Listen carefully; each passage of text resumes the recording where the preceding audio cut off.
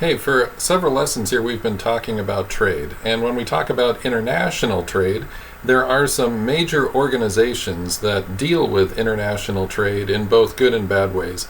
So you need to be aware of them, and we're going to talk about them now. The first one you need to write down into your notes is WTO. This stands for World Trade Organization. This is the World Trade Organization.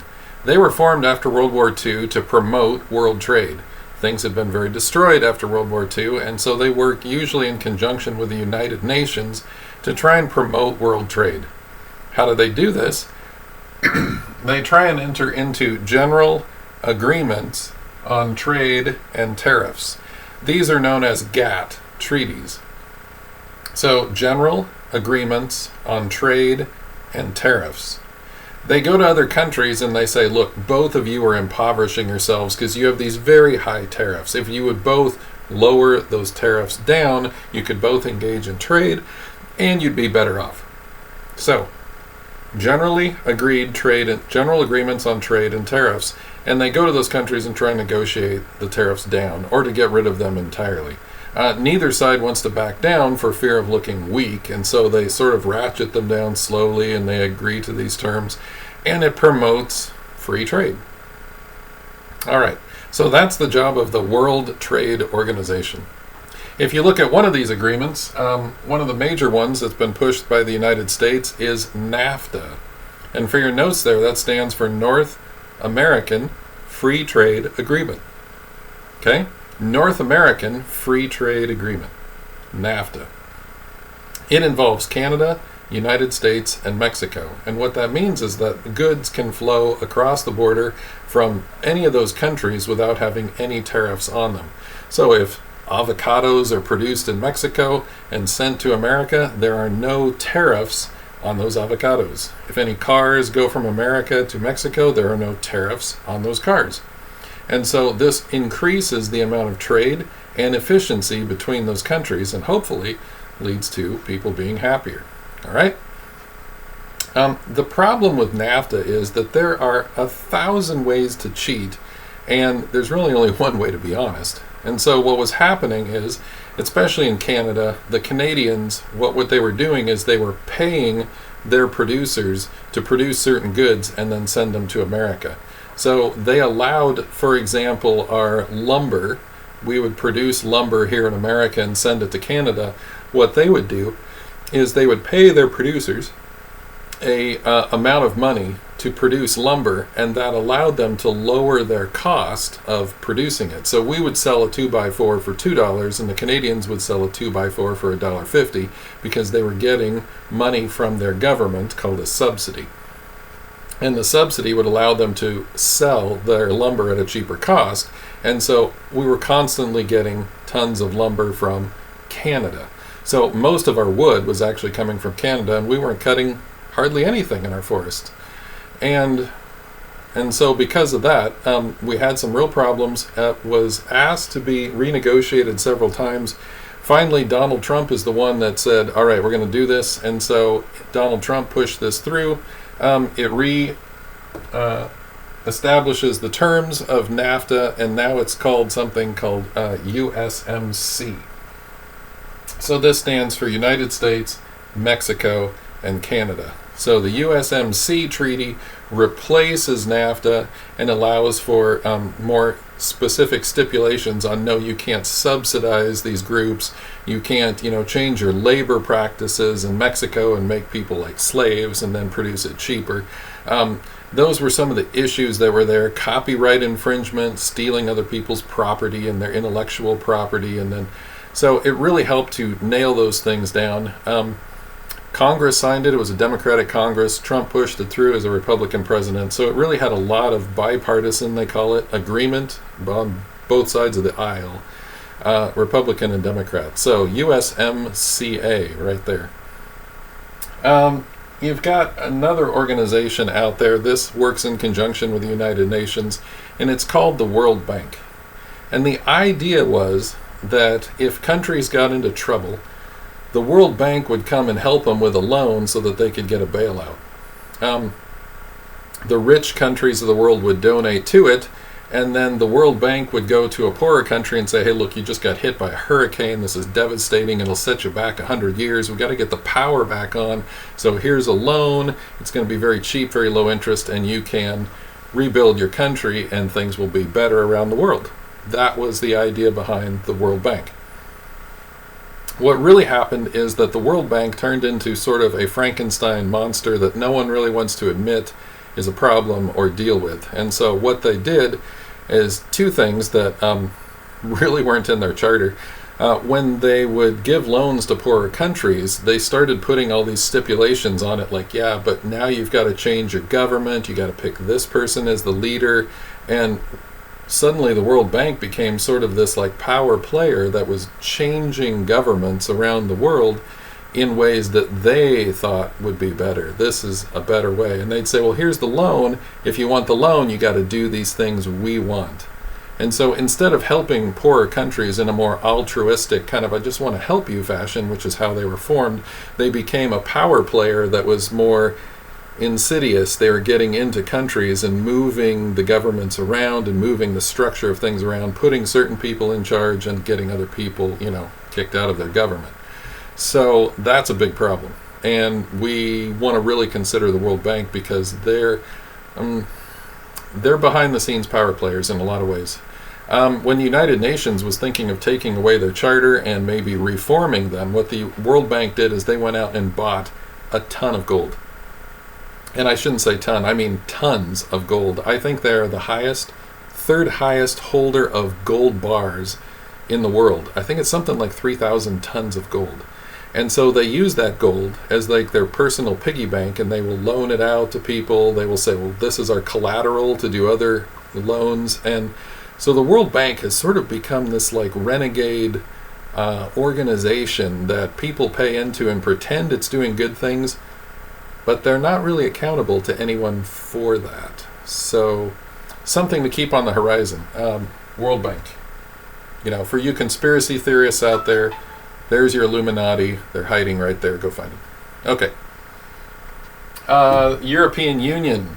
So what happened is the United States has become extremely wealthy for a reason that a lot of people overlook. And the number one reason, I think, is it's the biggest free trade zone, or was the biggest free trade zone in the world. You had all the 50 states, and in the Constitution, there was a clause that said, you cannot charge taxes on interstate commerce. So Oregonians cannot charge a tax to people simply because they're from Washington. Washington cannot tax Oregonians. That is illegal under the Constitution.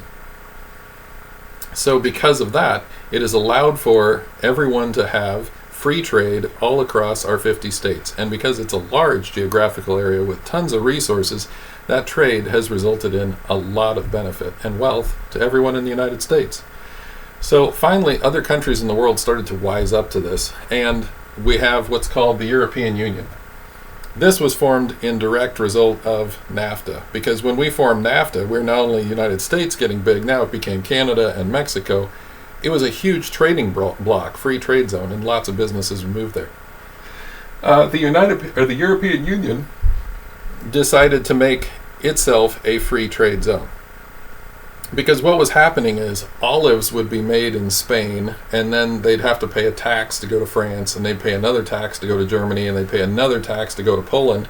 And what the Spanish were buying a can of olives for $1 over here became a can of $20 olives over in Poland simply by going through all those countries. And they said, we got to stop this. We're just making ourselves poor. So they got together, and in the early 90s, they came up with the European Union, known as the EU. And almost every country in Europe subscribed to the EU to become part of a free trade zone. So pretty much all of Europe now is a free trade zone, and it has resulted in the euro taking off as a currency. A lot of wealth has been generated because of that and has really helped the Europeans out. Where the Europeans failed, they seem to always want to do this, is they believe we need to have political control over everyone. There's a reason World War I and World War II came out of Europe, because culturally they're very concerned about political control. And so as soon as they made this free trade zone, a lot of the people that wanted power said, well, we are left out. There's really no purpose for us. And they started creating a purpose. They started saying, yeah, but this is our special kind of, wine. This is our special kind of cheese. You can't just grow French grapes in Italy and call it French wine. That's not fair. And they would come up with these kind of things. And pretty soon those little complaints turned into more power and more power and more power. So that what happened is the EU, which was a huge success as a free trade zone, soon became a political entity in Brussels, Belgium. That's the capital of the European Union, and they've sort of created their own United States of America with a lot of control. They're really wanting to put people under their thumb. And because of that, it really killed a lot of the economic benefit that they did generate, and so it went up and it's come back down because now it's all these rules, it's all these regulations. You can't just go to your own government and deal with that. You have to somehow deal with this other government above your government that you don't vote on these people. And for that reason, the people of England just said, enough, we're not doing this. And so they actually withdrew, and if you've heard of that, it's called Brexit. They're currently negotiating that right now, and it's pretty tense. About half the countries in Europe never actually joined the political entity. So you might find countries like Switzerland and Norway, they're not part of the political entity. They allow the free trade. They're on board with that, but they will not do this right here. And so several of the countries have never given up their sovereignty. About half the countries in Europe joined together, mainly France and Germany. Those are the big ones. England was there for a while, and they've since exited, and that's probably going to leave the door open for several others to exit as well. So we're going to see. The political construct that is Europe is probably going to collapse. Will they retain the free trade? That's a question that we'll have to find out. China is a rising power, and so they've seen what America has done, and they're trying to copy it. They call it Belt and Road.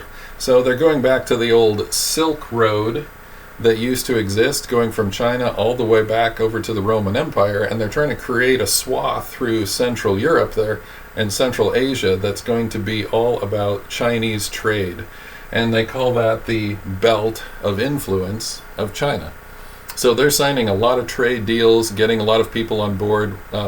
In the middle of Asia there with Kazakhstan, Turkmenistan, Uzbekistan, places like that. Maybe you've heard of those. They're having some problems with India. India doesn't really want to cooperate with them. The Russians are cooperating quite a bit. Australia's gotten on board with this. The Philippines, Indonesia, Vietnam, Thailand. And so China's really having an outsized influence in East Asia, and they're trying to move that towards the Mediterranean. So they've got several bases in Africa, countries they've signed there on the border with Eritrea, Egypt, places like that. So China is looking to expand their trade into all kinds of corners of the world, and they can see that's what creates wealth. But they're also looking at the European thing and saying, okay, first we can get in with a free trade, and then we can start to influence their politics. Maybe we can sort of be like the World Bank. We can just sort of get in there, give them loans, and then, when they don't pay them back because they might have corrupt politicians or something, then we start grabbing their stuff, and pretty soon everyone's just sort of a vassal state of China. And they have a very long-term view and do think in those terms. So the Chinese do things from the inside out. They like to get inside of something and then work their way out before they finally control it. So that's been the typical Belt and Road initiative that they're trying to do. They're trying to recreate the Silk Road and form a belt of Chinese influence all across Asia. All right? Those are the main international trade organizations that exist out there currently, and they're probably going to evolve over time. They will have effects on you because the stuff you get comes from these places. And we need to think about what that means when stuff comes from outside our country, because things are getting very confusing. If the Japanese take an auto plant and they put it in Kentucky, is that an import or is that an export? Because the profits of the money go back to China, but the job is in Kentucky and employs an American making a car that's called Toyota. The Toyotas are from a foreign country, but the jobs are here, the plant is here, the basic materials are made and distributed here.